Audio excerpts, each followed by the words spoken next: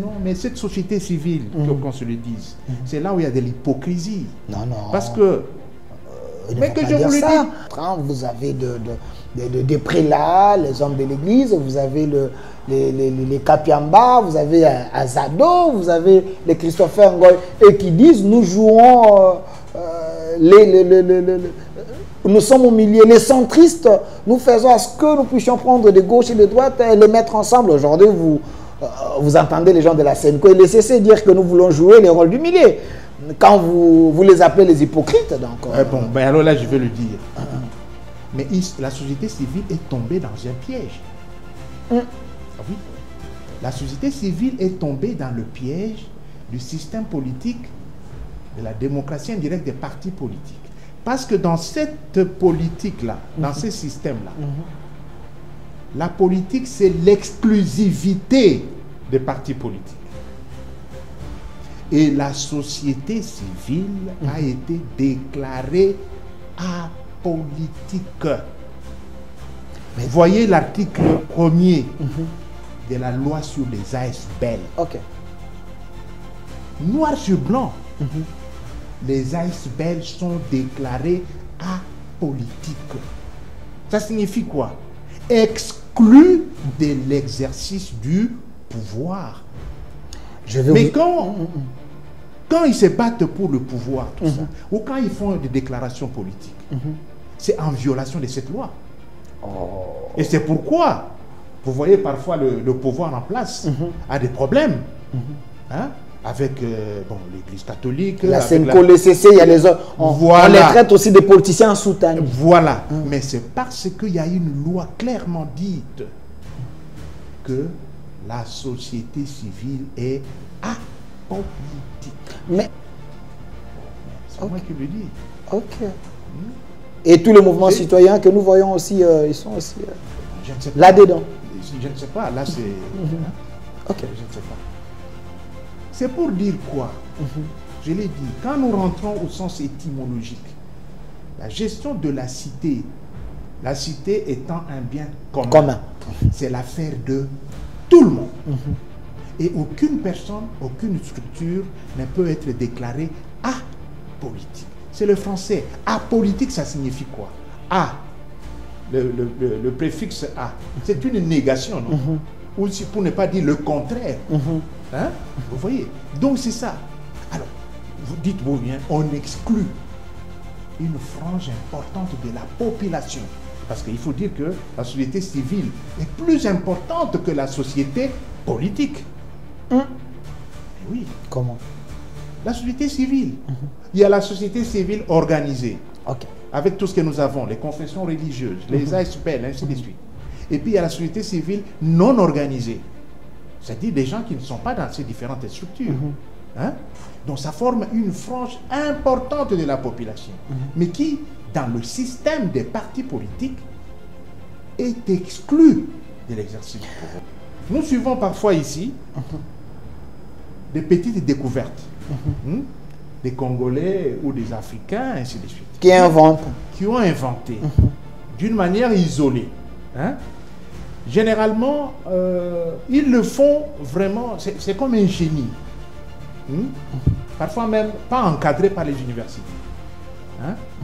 Simplement, comme sur l'État, ils arrivent à produire quelque chose.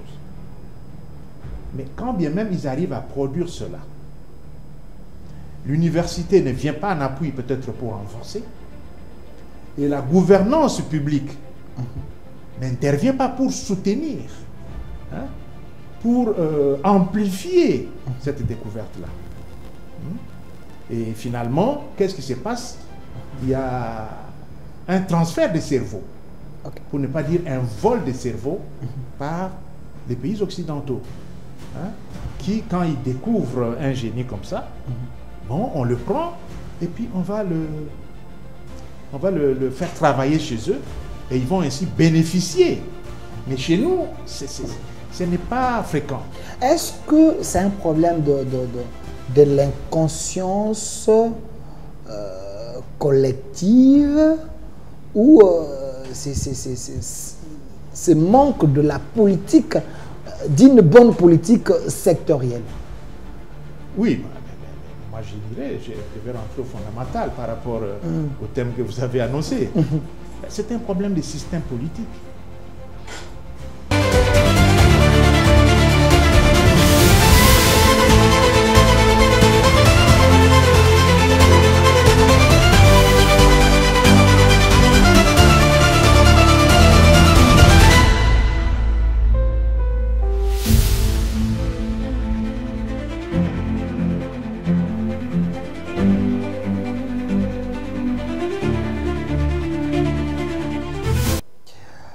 Soyez le bienvenu, fidèles téléspectateurs. Vous êtes en train de nous suivre un peu partout dans le monde. C'est votre émission au centre, ici en République démocratique du Congo, précisément dans la capitale de la République démocratique du Congo, Kinshasa, à Gombe.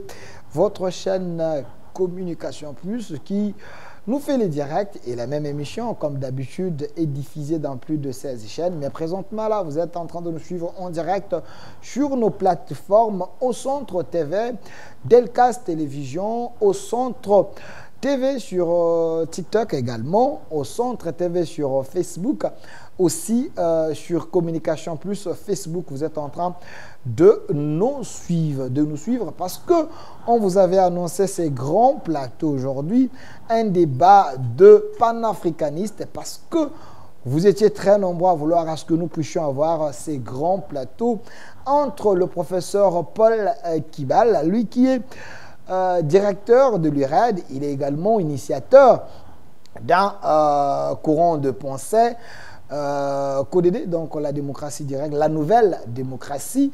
Il est ici avec nous. On aura professeur Paul Kibal. Soyez le bienvenu. Merci beaucoup et bonjour, monsieur. Voilà, de l'autre côté, dans quelques minutes, on aura la présence du panafricaniste M. Norbert Yamba, qui est au cadre de l'UDPAS. Il fut également directeur de cabinet du VPM de l'Intérieur, Peter Kazadi, Jacquemin Chabani. Mais c'est un scientifique de l'Afrique et du monde, un Congolais de bonne qualité, espérant qu'il va venir parce qu'il est dans les embouteillages. Il avait donné sa parole d'honneur, espérant qu'il va répondre à cette invitation. Mais cela ne nous empêche pas de commencer notre émission parce que c'est un direct. Vous étiez très nombreux à demander ces partages, ces débats entre les deux têtes bien faites de la République. Alors, sur ces plateaux, comme nous avons déjà le premier invité qui est ici avec nous, c'est un professeur. Lui également, il voit le panafricanisme d'une autre manière. Il a écrit même un livre du panafricanisme rénové. Il est ici avec nous, professeur Paul Kibal. D'entrée des jeux, professeur, quand j'avais annoncé que vous serez en débat, il y a un monsieur qui est en Irlande. Il m'a dit, j'aime bien suivre le professeur Paul Kibal et Norbert Yamba, mais il a dit, est-ce que le système politique que le pays africain utilise aujourd'hui, ces systèmes sont-ils adaptables à nos problèmes? Parce que c'est un téléspectateur qui me suit beaucoup. J'ai pris cette question comme thématique pour essayer un peu d'aider plusieurs personnes. Premièrement, d'abord, êtes-vous fier d'être un scientifique avec la peau noire? Un Africain, un scientifique. Est-ce que votre scientificité, vos recherches sont prises en compte par vos collègues blancs? Bon, je suis fier d'être scientifique, chercheur africain. Ok. Je suis très fier de cela, surtout que je connais bien la science occidentale. Je connais, nous avons lu des ouvrages et tout ça, nous connaissons la science occidentale. Et c'est à partir de cette science occidentale que nous nous concentrons maintenant sur la science africaine pour véritablement comprendre le secret de la science africaine. Parce que si aujourd'hui ça bloque un peu, c'est parce que, comme le dit mon frère Yamayamba, nous faisons du copier-coller de la science occidentale que nous venons appliquer dans nos pays Et ça ne marche pas. Et c'est la confusion.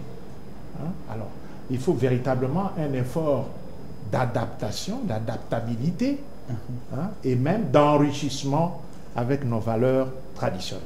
Et je suis très fier de cela. Merci. Alors, j'aimerais qu'on puisse prendre la chaise de M. Norbert Yamba Yamba, parce que on avait annoncé sa présence, il avait donné sa parole d'honneur.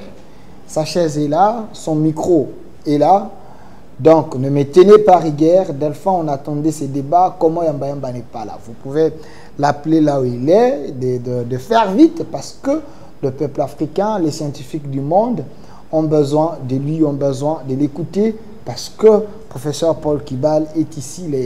Les autres risquent de croire que Yamba Yamba, s'il ne vient pas, il a pris la poudre d'escampette. Mais je connais l'auteur de l'homme, il ne peut pas fuir. Mais il ne faut pas donner également les éléments de langage à ceux qui penseraient de cette manière. Alors, professeur Paul Kibal, c'est vrai, nous parlons de ce sujet important. Les systèmes politiques africains sont-ils adaptables à nos réalités? Mais avant cela, j'aimerais d'abord essayer un peu de fouiner dans les passés. Est-ce le scientifique africain, est-ce qu'ils ont le même niveau avec le scientifique de l'autre bord? Parce que nous avons autant de continents.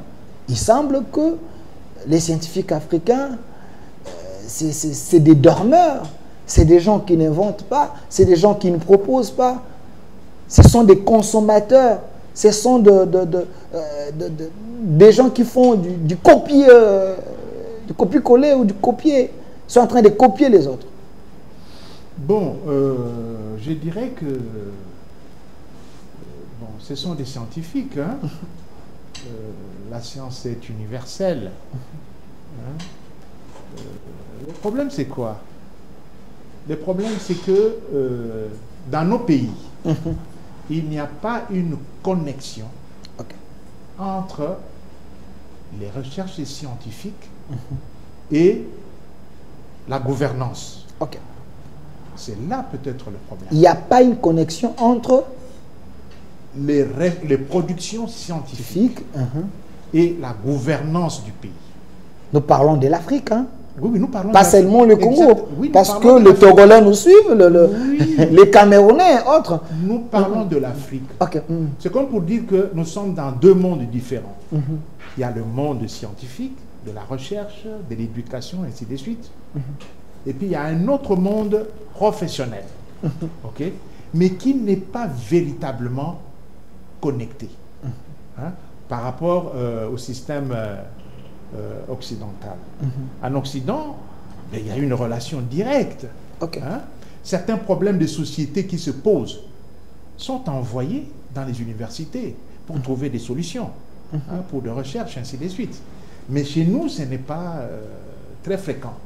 C'est vraiment isolé.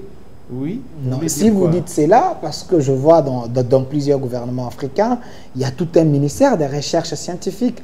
Donc, il y a déjà une considération par rapport à l'approche scientifique. Comment vous dites qu'il n'y a pas la connexion au moment que nous avons tout un ministère dans des gouvernements comme ça, il n'y a pas seulement ici au Congo, hein, partout un peu, il y a ces ministères. Quel est le rôle de ces ministères? Oui, bon, je ne vais pas entrer dans les détails. Bon, parfois on crée des ministères hein, pour des besoins politiques. Ça, il faut le dire aussi. Pour caser des alliés politiques. Vous voyez. Alors, mais maintenant, il faut voir le contenu qu'on donne à chaque ministère et la praticabilité de chaque ministère. Dans les job descriptions, les tâches. Oui. Est-ce que le ministère de la recherche scientifique, encore qu'il y a peu, le ministère de la recherche scientifique était séparé du ministère de l'enseignement supérieur universitaire. Vous voyez, là c'est encore un problème. Or, ce sont deux secteurs en réalité qui doivent aller ensemble. Ce qui fait que les recherches qui sont faites au niveau du ministère de la recherche scientifique hein, ne concernent pas au fait l'université. Hein? Vous voyez? Donc, c'est un peu comme je disais là, ces deux mondes parallèles là, qui ne collaborent pas véritablement. Vous voyez? Nous suivons parfois ici des petites découvertes. Des Congolais ou des Africains, ainsi de suite. Qui inventent. Qui ont inventé d'une manière isolée. Hein? Généralement, ils le font vraiment, c'est comme un génie. Parfois même pas encadré par les universités. Hein? Simplement, comme sur l'État, ils arrivent à produire quelque chose. Mais quand bien même ils arrivent à produire cela, l'université ne vient pas en appui peut-être pour renforcer, et la gouvernance publique n'intervient pas pour soutenir, hein, pour amplifier cette découverte-là. Et finalement, qu'est-ce qui se passe? Il y a un transfert de cerveau, pour ne pas dire un vol de cerveau, par les pays occidentaux, hein, qui, quand ils découvrent un génie comme ça, bon, on le prend et puis on va le faire travailler chez eux et ils vont ainsi bénéficier. Mais chez nous, ce n'est pas fréquent. Est-ce que c'est un problème de l'inconscience collective ou c'est manque de la politique, d'une bonne politique sectorielle? Oui, moi je dirais, je vais rentrer au fondamental par rapport au thème que vous avez annoncé. C'est un problème de système politique. C'est un problème de système politique. Parce que le système politique qui est appliqué chez nous n'est pas adapté à notre culture. Alors que ce système-là, il est bon chez les Occidentaux, ailleurs. Vous voyez? Alors c'est comme ça qu'il y a de discordances, des complications. Voilà. Alors, professeur Paul Kibal, nous devons prendre la matière. Le système politique appliqué en Afrique, est-ce que ces systèmes politiques sont-ils adaptables à nos réalités ou à nos problèmes? J'aimerais d'abord que vous puissiez aider les gens qui sont en train de nous suivre. Nous avons combien de systèmes politiques au monde? Merci beaucoup. Faire un peu le parallélisme Merci systèmes beaucoup. politiques. Bon, revenons d'abord au fondamental. Ok. C'est quoi la politique? C'est quoi la politique? Ok. Je ne vais pas aller dans beaucoup de théories. Hein? Je ne vais pas philosopher ici. Je veux être direct et clair. Et je définis la politique par rapport à son sens étymologique. L'origine. La politique, c'est la gestion de la cité. Ok. Voilà. Une définition simple, connue, simple de tous. La cité, c'est quoi? C'est le pays, c'est la rue, c'est le quartier. Ce sont des entités administratives. C'est ça la politique. La gestion de la cité. Alors, il y a deux politiques. Il y a deux manières de gérer la cité. Et là, ça nous renvoie un peu à la démocratie. Il y a la gestion de la cité par rapport à la démocratie indirecte ou représentative. Donc, la gestion de la cité qui est assurée par les représentants du peuple. C'est ça. Donc, la politique de la démocratie indirecte des partis politiques. OK?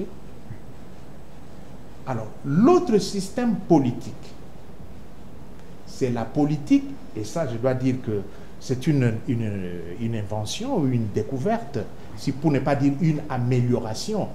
Hein? C'est le système politique de la nouvelle démocratie directe des communautés territoriales. Parce qu'aujourd'hui, dans l'opinion, le système politique qui est connu, hein, c'est le système politique de la démocratie indirecte des partis politiques. Et là, on se réfère au système de la démocratie directe athénienne qui avait montré ses limites. Hein? Parce que ce système-là ne pouvait pas être appliqué dans des grands pays. Et ça a montré ses limites. C'est pourquoi on a versé dans le système des partis politiques ou encore le système représentatif. Et c'est ce système-là qui est universel, qui est d'application presque dans tous les pays du monde. Hein? Alors, dans l'opinion, on croit qu'il n'y a que ce système-là qui est le modèle, l'incontournable. Okay? Meilleur. Meilleur. Mais avec nos recherches, en améliorant le système politique de la démocratie directe athénienne, nous sommes arrivés au système politique de la nouvelle démocratie directe des communautés territoriales. Et c'est ce système de communautés territoriales qui est adapté à notre culture. Pourquoi? Mais parce que ce système renvoie à l'arbre à palabre.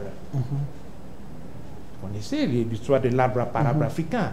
C'est-à-dire dans un village, les gens du village se mettent autour d'un arbre, là, sous l'ombre d'un arbre, pour résoudre, pour parler de leurs problèmes.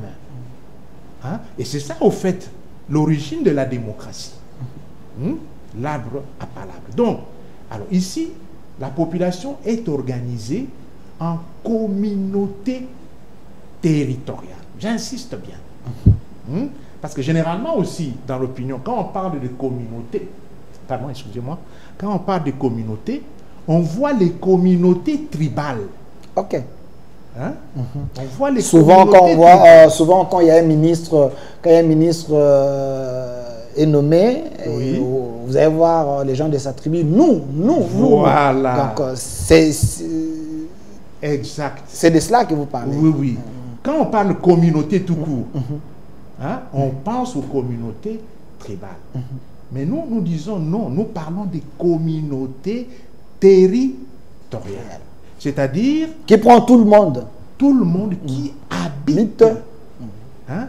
Donc ils sont unis par le sol, par la terre, là où ils habitent. Ils sont unis.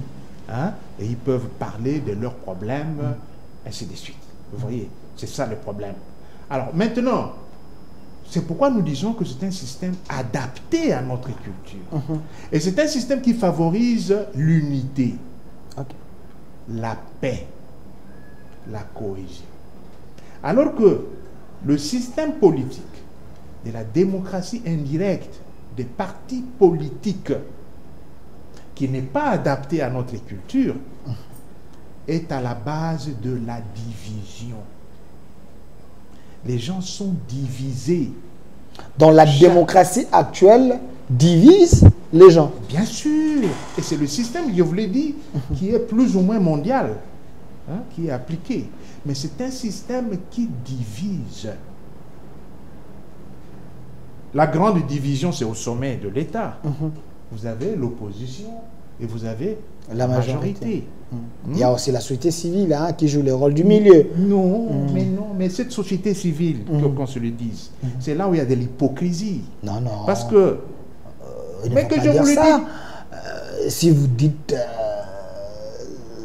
ça, mais ça risque de frisser les autres. Hein. Vous avez des prélats, les hommes de l'église, vous avez les Kapiamba, vous avez Azado, vous avez les Christopher Ngoy, et qui disent nous jouons, nous sommes au milieu, les centristes, nous faisons à ce que nous puissions prendre de gauche et de droite et les mettre ensemble. Aujourd'hui, vous entendez les gens de la SENCO et les CC dire que nous voulons jouer les rôles du milieu. Quand vous les appelez les hypocrites, donc... bon, ben alors là, je vais le dire. Mais la société civile est tombée dans un piège. Ah oui. La société civile est tombée dans le piège du système politique, de la démocratie indirecte des partis politiques. Parce que dans cette politique-là, dans ce système-là, la politique, c'est l'exclusivité des partis politiques. Et la société civile a été déclarée apolitique. Voyez l'article 1er de la loi sur les ASBL. Ok. Noir sur blanc, les ASBL sont déclarés apolitiques. Ça signifie quoi? Exclus de l'exercice du pouvoir. Mais quand ils se battent pour le pouvoir, tout ça, ou quand ils font des déclarations politiques, c'est en violation de cette loi. Et c'est pourquoi, vous voyez parfois le pouvoir en place a des problèmes. Hein? Avec l'Église catholique. La CNCO, le CC, il y a les autres. On les traite aussi des politiciens en soutane. Voilà. Mais c'est parce qu'il y a une loi clairement dite que la société civile est apolitique. Mais cette société civile a le droit de regard sur la gestion du gouvernement ou les biens de la population. Si cette société civile crie tout haut par rapport à la mégestion, vous allez dire que non, vous ne criez pas parce que vous êtes apolitique. Parce qu'ils s'intéressent de la politique pour les biens de la communauté, pour les biens de la société. Mais là, c'est ça, non? C'est parce qu'on est dans le système des partis politiques, où la politique est une exclusivité des politiciens, en violation de la définition étymologique. La gestion de la cité. La cité, c'est un bien commun. Oui, c'est un bien commun. Oui. Voilà pourquoi la société civile a le droit de dire non si les politiciens agissent mal. Oui. Pourquoi vous le traitez apolitique si eux s'intéressent de la politique pour le bien de la communauté? Oui. C'est pourquoi on ne pouvait pas déclarer la société civile apolitique. Et là, nous nous retrouvons maintenant dans le système des communautés territoriales, où il n'y a pas d'apolitisme. C'est là où j'ai dit qu'on est tombé dans un piège. La société civile est tombée dans un piège. Et parfois joue même à l'hypocrisie. Dites-vous bien. On dit que la société civile est apolitique. Apolitique. N'est-ce pas? Mais allez à l'intérieur de la société civile. Les membres de la société civile ont des penchants. Pour ne pas dire, ils sont différemment membres des partis politiques dans l'ombre. Vous avez la société civile proche du pouvoir, la société civile proche de la majorité. Voilà. Non, Et puis, j'étais avec le président de la société civile ici, je le salue, un homme intelligent, M. Christopher Ngoy, qui est le coordonnateur de la société civile du Congo. Il avait dit la société civile est plurielle. Oui. Là, à l'intérieur, chaque branche de la société civile a des tâches. Il y a ceux-là qui sont spécialisés dans le domaine des élections, les autres plus dans les sociales, ainsi de suite. Donc, ils se sont partagés des tâches. La société civile représente la gestion de tout un pays. Mais pourquoi vous dites que non, cette société civile a des penchants? Mais on ne peut qu'avoir des penchants là où il y a le bien de la population. Mais je vous dis que c'est une violation de la loi sur les ASBL. Parce que la loi est claire. La société civile, les ASBL sont apolitiques. Si cette société civile trouve que ceux qui sont au pouvoir répondent aux besoins de la population et cette société civile s'accroche avec ceux qui gèrent, vous, de l'IRED, vous allez les traiter une société civile qui a des penchants? Mais je dis que la société civile est apolitique et pour ne pas dire hypocrite. Je ne veux pas que les gens se fâchent à la maison. À l'IRED, c'est la science sans frontières. Ok. Hein? Quand je dis hypocrite, c'est-à-dire quoi? Hein? Les membres sont inféodés aux partis politiques. C'est pourquoi vous avez parlé des tendances. Proche d'eux. Proche d'eux, proche d'eux. Alors que la loi dit que la société civile est apolitique. Et c'est en violation de cette loi-là. Est-ce que la loi interdise à la société civile d'encourager ou de s'approcher auprès de ceux qui font les bonnes choses pour la communauté? Mais, papa, comment différenciez-vous entre une société civile qui appuie, par exemple, la gratuité de l'enseignement, la gratuité de la maternité? Si cette société civile fait une déclaration, vous allez dire que cette société civile est proche du pouvoir? Papa, nous parlons français. Ce n'est pas notre langue. Hein? Parce que les gens nous suivent, ils ont besoin de comprendre. Parce que, je vous donne un exemple, si vous prenez Dieudonné Mouchagaloucha, on les considère comme une société civile proche de l'ancien régime. Oui. Si vous prenez Christopher Ngoy, on le considère comme société civile proche pouvoir. Oui. Comment alors? Mais c'est la vérité, c'est ça, non? C'est pourquoi je parlais de l'hypocrisie. Et nous disons même, nous allons même plus loin pour dire que la société civile mange à tous les râteliers. Tantôt à l'opposition, tantôt à la majorité, et surtout du côté des partenaires. Ok. Soi-disant partenaires, entre guillemets. Occidentaux. Occidentaux. C'est ça. Et ils sont beaucoup financés par les partenaires. C'est vrai ça? C'est moi qui le dis. Ok. Et tous les mouvements citoyens que nous voyons aussi, ils sont aussi là-dedans. Je ne sais pas. Là, c'est... hein? Ok. Je ne sais pas. C'est pour dire quoi? Je l'ai dit. Quand nous rentrons au sens étymologique, la gestion de la cité étant un bien commun. C'est l'affaire de tout le monde. Et aucune personne, aucune structure ne peut être déclarée apolitique. C'est le français. Apolitique, ça signifie quoi? A, le préfixe A, c'est une négation, non? Ou si, pour ne pas dire le contraire. Hein? Vous voyez? Donc c'est ça. Alors, vous dites-vous bien, on exclut une frange importante de la population. Parce qu'il faut dire que la société civile est plus importante que la société politique. Mais oui. Comment? La société civile. Il y a la société civile organisée. Avec tout ce que nous avons, les confessions religieuses, les ASPL, ainsi de suite. Et puis il y a la société civile non organisée. C'est-à-dire des gens qui ne sont pas dans ces différentes structures. Hein? Donc ça forme une frange importante de la population.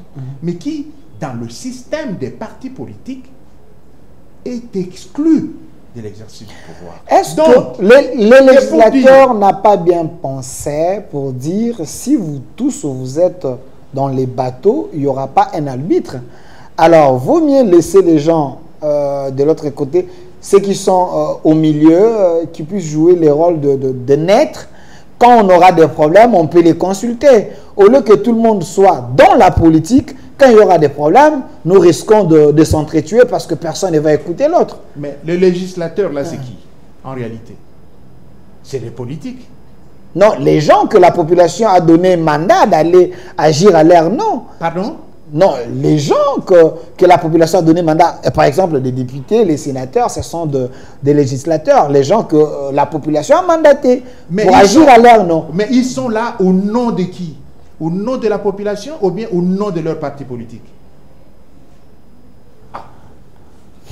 Qu'on soit clair. Ils sont là au nom de leur parti politique, pas au nom de la population. C'est clair. Non, c'est l'émanation de la population. Non, bon, mais ils sont là. Ils sont là par le nombre de voix obtenues dans les urnes, votées par la population. Donc, ce sont des représentants de la population. Non. Et non seulement de partis politiques. Ils sont envoyés par leur parti politique. Accompagnés par leur parti politique, mais ils ont tiré leur source de la légitimité à la base. Nous avons parlé... Avec la bénédiction de la population. Nous avons parlé d'un cas la fois passée, je crois. Hein? Quand nous avons relevé l'article 101 de la Constitution, qui dit que le député est élu avec ses 2 suppléants. C'est ça, non? Or, en réalité, le député n'est pas élu avec ses 2 suppléants. Le député est élu seul. Quand nous allons à l'urne là, hein, on élit les députés, mais il dépose son dossier avec ses 2 suppléants. Mais qu'est-ce que nous constatons? Quand ces députés-là, élus par la population, oui, accèdent au gouvernement, il est remplacé par qui? Il est remplacé par qui? Son suppléant. Sur suppléant. Est-ce que la population connaît les suppléants? Est-ce que la population a été élue? Pardon, est-ce qu'il a été élu par la population? Non. Donc, c'est pour dire quoi? Hein?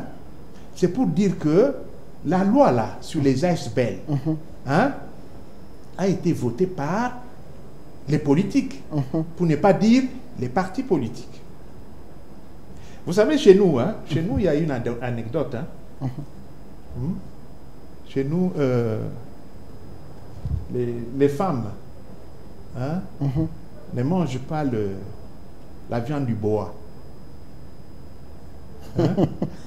Ça, c'est la coutume. Hein? Ok. Les femmes ne mangent pas la viande du boa. Ça, c'était décidé par qui? Par les hommes. Et vous savez pourquoi? Pourquoi? Parce que la viande du boa, là, hein, goûte très bien. C'est délicieux. Alors, on a écarté les femmes pour ça. Donc, nous assistons ici au même scénario. Comme la politique est alléchante, hein, procure beaucoup d'avantages. Elle est succulente. Beaucoup, et succulente. Procure beaucoup d'avantages, beaucoup de privilèges. Mais c'est bien joué. On écarte la société civile pour dire que vous êtes apolitique. Ne vous mêlez pas de la politique. Et ça, c'est le volet du système politique de la démocratie indirecte des partis politiques que nous corrigeons avec le système politique de la nouvelle démocratie directe des communautés territoriales, où il n'y aura pas de personnes exclues, il n'y aura pas des apolitiques ou de neutres. Voilà. Je pense que c'est clair. Donc, votre approche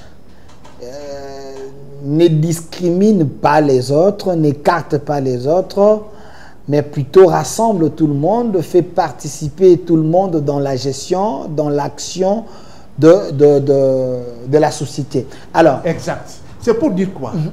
Le combat de la société civile, en réalité, hein, ce serait d'accéder au pouvoir pour tous.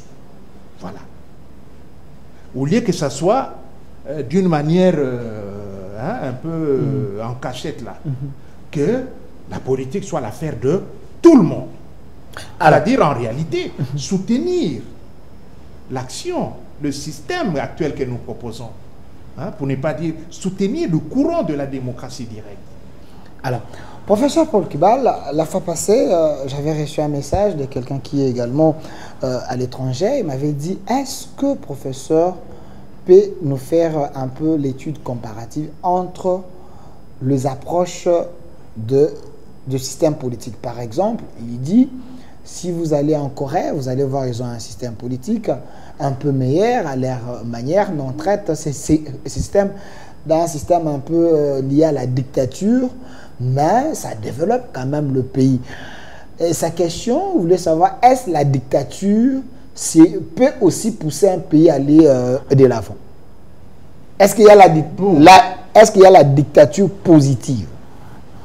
Bon, oui, pourquoi pas. La dictature positive? Oui, on peut avoir... Par exemple, est-ce qu'il y a des pays qui ont utilisé cette dictature? On peut avoir une dictature positive. Bon, encore que, bon, il faut atténuer un tout petit peu. Hein. Il faut atténuer un tout petit peu. Parce que quand on parle de dictature, comme il est dit là, c'est soit la dictature d'un homme, ou alors, le cas de la Corée, c'est la dictature d'un parti politique. Ok. Parti unique. Parti-État. Oui, parti-État, parti unique. Comme en Chine, comme au Cuba. Ok. Ça, c'est la dictature. Ok. Mais qui dit dictature, bon, on peut avoir des bonnes œuvres et tout ça, mais il y a toujours certaines faiblesses. Alors, prenons ces trois pays, vous avez parlé de la Chine, Corée et Cuba. Est-ce que cette dictature positive a montré des fruits meilleurs pour l'avancée de ces trois pays? Mais bien sûr, mais la Chine aujourd'hui, hein, rivalise avec les États-Unis d'Amérique, non? J'ai même appris que les États-Unis s'est endetté à la Chine. Ah, mais vous voyez, c'est bon. Il y a quelques années, la Chine était où? Ici même à Kinshasa. Qui pouvait acheter une pièce chinoise ou quoi, tout ça? Non. Mais aujourd'hui.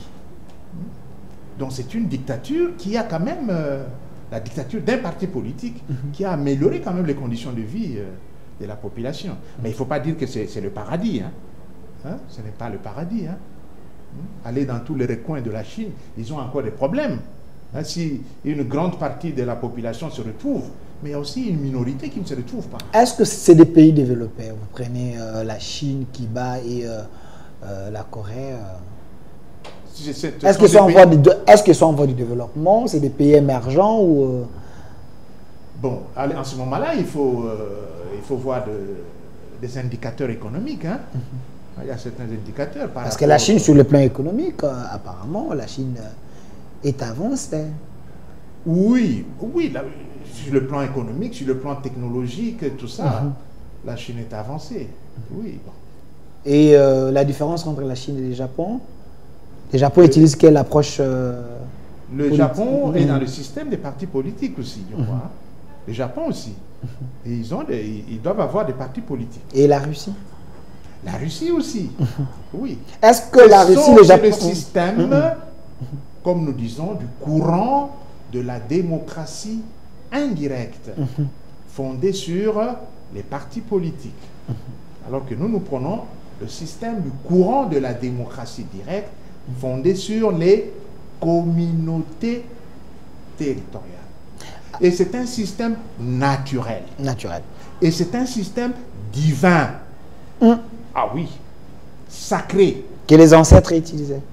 J'ai dit divin et sacré. Quand vous dites divin, vous voulez dire quoi? Pardon? Même au ciel, le gouvernement... Non, divin, c'est-à-dire quoi? C'est selon la volonté de Dieu, du Très-Haut.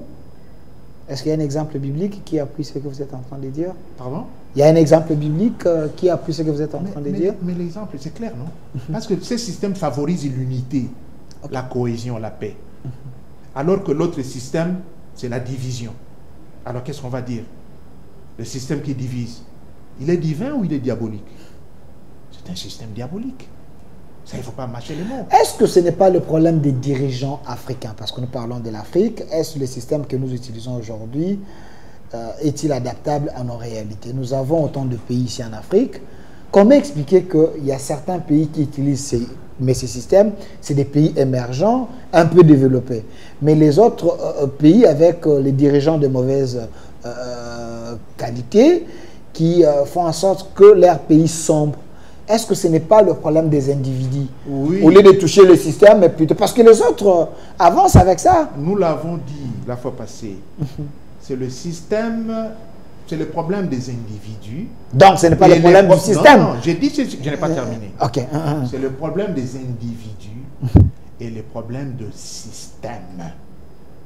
C'est les deux éléments ensemble qu'il faut combiner. Je crois qu'on l'avait dit la fois passée. Qu'est-ce que Jean-Jacques Rousseau dit? L'homme naît bon. C'est la société qui lui rend mauvais. C'est la société qui le corrompt. On peut avoir des bons dirigeants, des bonnes personnes, mais quand ils entrent dans ces systèmes, le système le corrompt. Les engloutit. Les engloutit. Vous devez vous conformer aux principes, aux valeurs du système. C'est ça. Donc, c'est les deux éléments qui vont ensemble. Vous voyez, en Afrique, qu'est-ce qui se passe? Il y a soit des coups d'État, il y a soit des élections, tout ça. C'est toujours la confusion, ainsi de suite. Mais pourquoi? Parce qu'on ne change que des hommes. Mais le système de fond, nous légués par les Occidentaux, demeure. On ne touche pas à ça. Donc, mon ancien avait raison. Quand il a été reçu par Kabila, il dit le problème, ce n'est pas les chauffeurs, le problème, c'est les moteurs. Oui, oui, mais c'est les deux. C'est le système, le bas-fond, là. Le système qui nous tient à la gorge. Ce système est imposé par qui? Le système... Parce que ça fait quand même plus de 60 ans en Afrique pour certains pays qui ont été en avance par rapport à la RDC. Ils ont obtenu leur indépendance avant. Mais est-ce que un enfant, un monsieur de 60 ans, 65 ans, aujourd'hui, il peut commencer seulement à pleurer derrière les dos des Occidentaux? Est-ce qu'il n'y a pas moyen de se prendre en charge? Ah, mais oui. Mais c'est pourquoi nous sommes aussi pris dans le piège. Ils nous font du chantage. Qui? Les gens que tu as cités, là, les Occidentaux. Pourquoi ils ont attaqué Kadhafi? Parce qu'il était un dictateur selon leurs médias. Parce qu'ils n'étaient pas dans leur système. Ils n'appliquaient pas leur système. Et on l'a attaqué. Et puis une condition aussi, parfois certaines conditions. On le sait, non? Pour qu'ils vous assistent ou vous donnent de l'aide, ainsi de suite. On vous parle de l'alternance. Il faut qu'il y ait alternance. Dans 5 ans renouvelables. Voilà. Par rapport au système.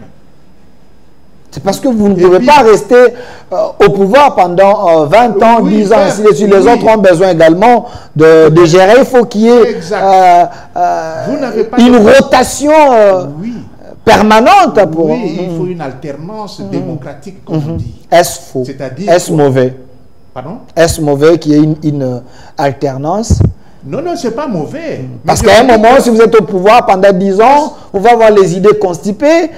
Les idées essoufflées, il faut qu'il y ait... Oui, parce que tu as parlé d'imposition, tout ça. Alors, je vous explique un peu les mécanismes d'imposition. Hein, c'est ça, non? Ils vous imposent pour dire qu'il faut qu'il y ait l'alternance. Quand on dit alternance, c'est-à-dire quoi? L'opposition d'aujourd'hui vient au pouvoir. Hein? Et la majorité d'aujourd'hui va dans l'opposition. La législature prochaine, c'est autre chose. Donc, c'est un jeu entre les politiciens, opposition, majorité. Opposition, majorité. Comme dirait qui ça, tout au rond-point. On ne fait que tourner. On ne fait que tourner. C'est ça. Et c'est ça le système. Non, non, ça peut-être c'est la mauvaise compréhension des gens.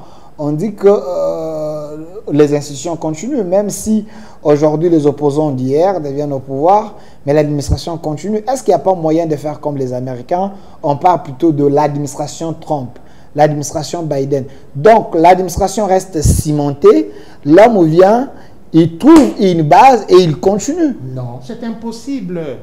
C'est impossible. Est-ce que quand vous venez au pouvoir, il faut tout changer, faire les tabula rasa, commencer vos projets? Est-ce que ce n'est pas...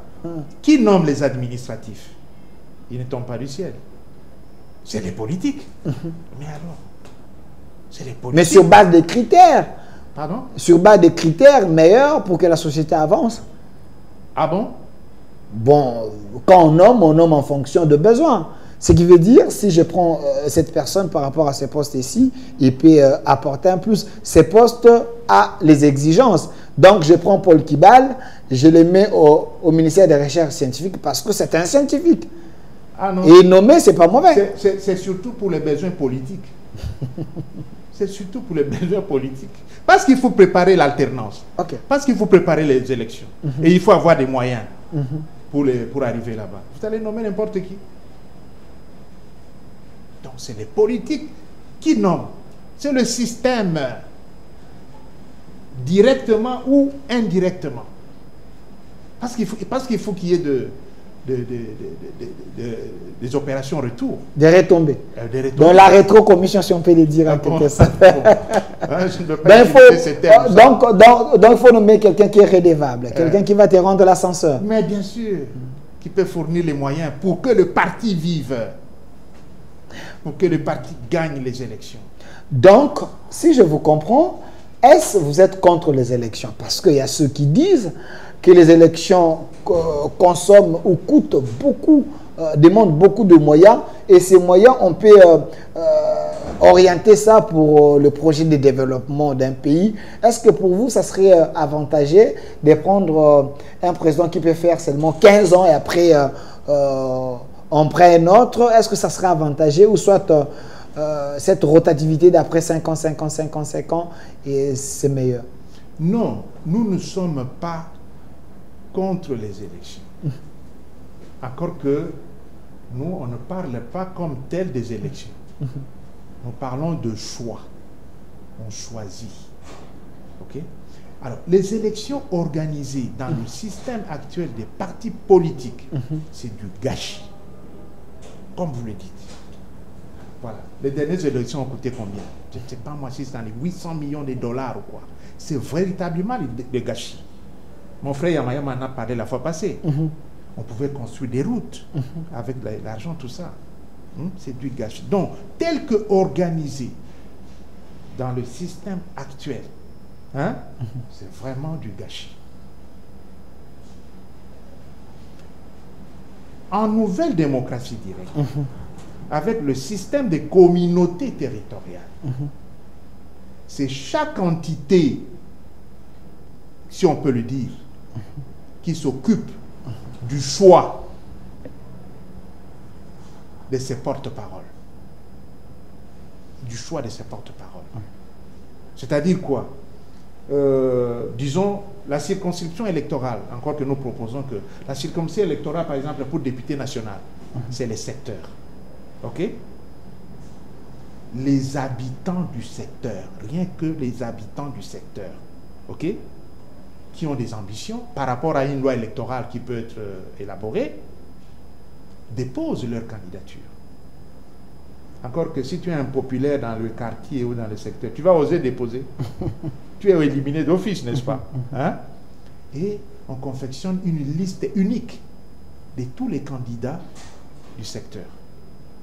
Et on procède maintenant au choix. OK? Encore que, avant d'arriver au choix à proprement parler, hein, on passe d'abord par le consensus.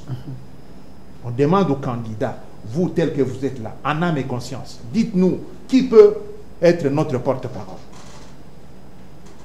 Si les candidats trouvent un consensus, c'est une bonne chose. S'il n'y a pas de consensus, à ce moment-là, on passe au choix. Hein? Les choix peuvent être, nous en démocratie directe, c'est même en main levée. Hein? Ah, comme le faisait Mzee. Ah, voilà. Et ça, c'est au moindre écoute et à la minute. À la minute, au moindre écoute. Vous voyez? Mais les élections telles qu'on les organise aujourd'hui, c'est vraiment du gâchis. Encore que les candidats aussi dépensent beaucoup d'argent. Si pour aller en campagne, convaincre la population, il faut construire des ponts, il faut faire des dons, voilà, tout ça. Voilà. Et c'est ce qui justifie quand on est au pouvoir, au nom du parti, bon, il faut jouer. Hein. La fois passée, quelqu'un m'avait dit, mais vous n'avez pas laissé le temps au professeur qui puisse un peu expliquer les Sopé Kassanza. Je ne sais pas. Très bien. Sopé Kassanza, bon, c'est un acronyme en français. Hein. D'abord, je vais dire que c'est le fait du système des partis politiques. Parce qu'avec le système des partis politiques, le pouvoir, les honneurs, l'argent, c'est entre les mains des politiciens. Parce que la gestion est exclusive. Alors, le reste de la population, pour s'en sortir, doit faire quoi? Doit demander auprès des politiciens. Et vous entendez dire parfois, yango to vota ou bien to vota te. Ou yakota le labiso, les cambo. Oui. Donc, ce système a inoculé, et nous disons, l'esprit diabolique de la dépendance, de l'infantilisation, de la superstition, que nous résumons par Sopé Kassanza. Sombe la biso, pesa biso, kabe la biso, salela ou salisa biso. Il s'adresse aux politiciens, n'est-ce pas? Nzambe akosala. C'est-à-dire quoi? Si du côté des politiciens, ils ne trouvent toujours pas de solutions, ils vont se réfugier dans les églises pour que Dieu opère des miracles pour résoudre leurs problèmes, pour leur donner l'argent, pour leur donner du travail, ainsi de suite. Et vous voyez comment les gens sont nombreux dans les églises, hein, pour espérer trouver des solutions à leurs problèmes matériels. C'est du Sopé Kassanza, qui est induit par le système politique des partis politiques. Alors que le système politique des communautés territoriales implique quoi? La pratique de l'idéologie de l'auto-prise en charge collective. Nous sommes ensemble et nous nous prenons en charge pour notre bien-être, pour notre développement. Donc vous voyez l'importance du système des communautés territoriales qui est divin, ça je peux le déclarer. Alors que l'autre système est diabolique, Alors, professeur Paul Kibal, parce que j'avais reçu autant de questions, une autre personne m'avait posé la question de savoir, est-ce qu'il n'y a pas moyen d'associer les grandes communautés, surtout les églises, de participer au développement, parce qu'ailleurs, ça s'est fait. Vous avez les églises, par exemple, l'église catholique est représentée un peu partout dans le monde, et aussi, sur les sols congolais, un peu partout, l'église catholique a ses bâtiments un peu partout. Vous prenez les CC, l'église des Réveils, est-ce qu'ils ne peuvent pas venir au soutien pour aider l'État à développer le pays? Comment les associer? Quelle est l'approche? Non, mais l'église actuelle fonctionne suivant le système des partis politiques. Vous amenez tout aux politiques. Oui, je vous dis, parce que on parle de la centralité de la politique. La politique est au centre de tout. La politique peut mettre fin à ta vie aujourd'hui. La politique a fermé les églises. Au Rwanda, par exemple, oui. Hein? Au Rwanda. Oui, oui. Et même ici, avec Covid, la politique a fermé. C'est pourquoi, quand je ramène tout à la politique, je parle même de la définition de la politique. La gestion de la cité. Les églises, telles que ça fonctionne aujourd'hui, bon, je ne veux pas entrer dans les détails, hein? Ok? Mais une église du courant de la démocratie directe fonctionnerait autrement. Ok. Fonctionnerait autrement. C'est-à-dire quoi? En réalité, c'est quoi? L'église, c'est une communauté. Voilà. C'est une communauté. Ok? Et qui doit pratiquer quoi? L'auto-prise en charge collective. Voilà. En résumé, c'est ça. Alors, la question maintenant, est-ce que les églises pratiquent l'idéologie communautaire de l'auto-prise en charge collective? Là, c'est la question. Là, c'est la question. Mais contribuer aussi dans le système actuel. Les églises peuvent contribuer. Mais il faut que le politique impose. Ah oui. Il faut qu'il y ait les lois fortes, il faut les lois imposantes. Oui, par exemple, on dit, par exemple, les fonds des églises doivent être gardés dans les banques. Telle banque, par exemple, et tout ça. Et une fois dans les banques, les politiques détournent. Vous voyez déjà, ça pose un problème. Oui, là, c'est encore un autre problème. Hein? Donc, c'est le pouvoir politique qui peut réglementer. Le pouvoir politique peut même limiter les heures de culte. Possible ou pas possible? Possible, mais vous risquez d'avoir des problèmes avec l'armée céleste, hein, parce que les autres disent, hein, il ne faut pas toucher ces secteurs, vous risquez d'avoir des problèmes, parce que les politiques, la majorité sont plus dans... bon, nous sommes dans un pays laïque, hein, ceux qui sont dans les Rose-Croix, ainsi de suite. Si vous amenez vos lois fortes là, ceux qui sont dans la religion purement chrétienne, et aussi vont dire vous êtes des démons, donc il y aura de feu contre feu, ça crée un problème. Effectivement. Donc il faut... Est-ce que la laïcité est un problème? Pardon? La laïcité est un problème dans des pays que vous voulez que cette démocratie puisse agir? Non, ce n'est pas un problème. Mais la laïcité, c'est une bonne chose. C'est une bonne chose. Mais quand vous prenez des décisions... Mais l'idéal, bon, l'idéal qui peut-être ne pourrait pas arriver, c'est d'avoir une religion nationale. Là, vous serez contre la laïcité. Hein? Oui, c'est ça. Bon. mais c'est pourquoi je dis que c'est un idéal qui est difficile à réaliser, quoi. Hein? Mais la laïcité, c'est bon. Merci, professeur Paul Kibal. Regardez la caméra. Je vous laisse 3 minutes. Je ne vais pas vous poser la question. Adressez-vous aux Africains, adressez-vous aux autorités et adressez-vous à la population de l'Afrique. Parce qu'il faut armer cette population. Il faut armer cette jeunesse. Et je souhaiterais que vous puissiez également donner votre numéro de contact pour les gens qui sont en train de vous suivre un peu partout dans le monde, qui auront besoin des explications, besoin d'adhérer également dans cette approche. Et je pense que ça serait mieux. Je vous laisse 3 minutes ou bien 5 minutes. Bon, merci beaucoup. Regardez la caméra. Merci beaucoup. Vous avez parlé de ça. Voilà, notre dernière publication est là. Courant de la démocratie directe et panafricanisme rénové. C'est vraiment notre dernière publication qui est disponible. Je pense qu'à travers cette publication, on peut avoir beaucoup d'informations. Le salut de l'Afrique. Où est-ce qu'on peut trouver ça d'abord? Bon. Est-ce qu'il y a un site? Parce que les gens peuvent télécharger, les gens peuvent venir acheter. Bon, pour le moment, nous sommes encore dans les formalités. C'est pourquoi, par rapport au contact, ici à Kinshasa, nous sommes sur la rue Lukamawa, numéro 33, non loin du rond-point Yolo Ezo, à Limité, côté Mumbele. Donc, Lukamawa 33. On peut venir, on va trouver ça sans problème.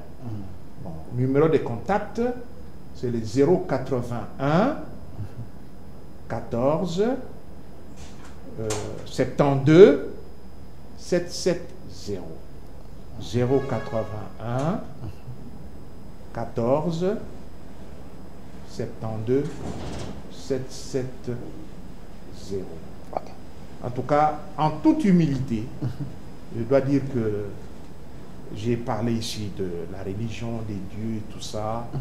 Je crois que le moment est venu pour que l'Afrique se réveille et que l'Afrique sorte du système des partis politiques pour adopter le système de communauté territoriale qui va conduire à la mise en place des États communautaires et puis, in fine, l'État communautaire d'Afrique.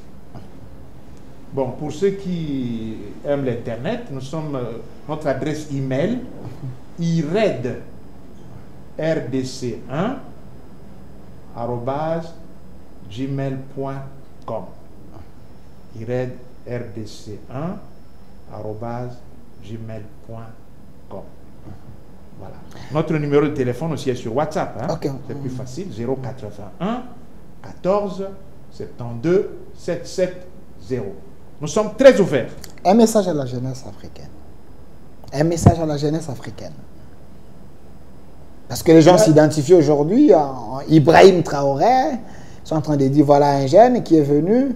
Il a créé une rupture entre l'ancien système. Lui est en train d'imposer son système pour le développement d'abord de ces grands pays Burkina Faso. Est-ce que la jeunesse doit s'inspirer de lui? Bon, oui, nous suivons, il y a des faits, il y a des actes concrets qui sont posés par le président Ibrahim. Mais bon, c'est suivant quel schéma théorique, suivant quelle idéologie. C'est là où nous sommes en train de faire des recherches. Suivant quelle idéologie. Parce que tout doit commencer d'abord par la pensée. Vrai ou faux, il a créé une rupture avec l'ancien système, avec les anciennes méthodes. Aujourd'hui, on voit le Burkina Faso en train d'aller de l'avant. Il est en train de créer une rupture. Sur le plan local, il est en train de booster les choses. Il n'étend pas trop la main à l'extérieur. Oui, c'est ça. Nous sommes pleinement d'accord. Ce sont des faits probants. Mais c'est suivant quelle philosophie politique, suivant quelle idéologie. C'est là où nous cherchons un peu à connaître. Vous voyez. Alors qu'ici, nous sommes clairs. Notre philosophie politique, notre idéologie, c'est l'idéologie communautaire de l'auto-prise en charge collective. C'est-à-dire, comment se prendre en charge. Pas d'une manière isolée, mais en communauté. Et ça, c'est très important. Donc, la jeunesse, je vous l'ai dit la fois passée, la jeunesse a besoin de la formation sur cette philosophie-là de l'auto-prise en charge collective, qui n'est pas enseignée. Jusqu'ici. Ce n'est pas enseigné? Ça n'est pas enseigné. Même dans notre système éducatif, vous non, pensez ça que... n'existait pas. C'est pourquoi nous avons écrit au ministre de l'Enseignement supérieur et universitaire et recherche scientifique, nous avons écrit au ministre de la Jeunesse et Éveil patriotique, nous avons écrit au ministre de l'Éducation et Nouvelle Citoyenneté. Parce que nous donnons un contenu à la nouvelle citoyenneté, c'est-à-dire la nouvelle citoyenneté d'auto-prise en charge collective. pour l'indépendance. En quelque sorte, Là, vous voulez stimuler le patriotisme dans l'âme congolais. On devient indépendant. Mais le système actuel favorise la dépendance avec l'esprit Sopé-Kassante. Merci, professeur Paul Kibal. Je laisse la place aux internautes. Si vous avez aimé cette émission, vous pouvez réécouter tout ce que le professeur a dit. Laissez vos commentaires. Vous pouvez écrire, ça peut aider également d'autres personnes qui peuvent suivre ces liens. Vous êtes un papa, vous êtes jeune, vous avez trouvé les idées meilleures, importantes. Vous avez quelque chose à ajouter, vous pouvez les faire. Là, vous allez nous suivre sur YouTube au Centre TV, Delcas Télévision ou sur TikTok au Centre Delphin Kassongo. Laissez vos commentaires parce qu'un scientifique a parlé. En réalité, on devait avoir les débats avec le professeur Norbert Mbamba, le panafricaniste. Je n'ai pas compris pourquoi il n'est pas venu.